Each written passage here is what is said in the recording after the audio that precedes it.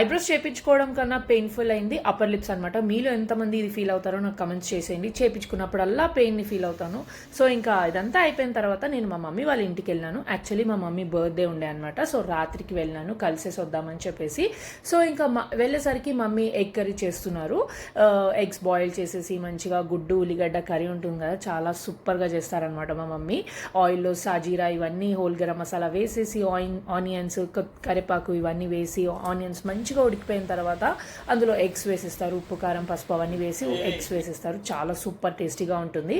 ఇక మా రుద్దు తినను అని అంటే మా రుని వచ్చింది కదా మా అక్క కూతురు, సో తను తినిపించేసింది అనమాట. ఎంతైనా అక్క ప్రేమ కదా.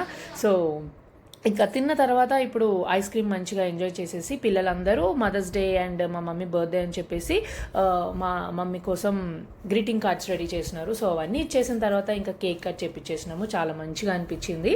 సో మా మమ్మీ మంచిగా హెల్తీగా ఉండాలని నేను కోరుకుంటున్నాను ఆ దేవుణ్ణి.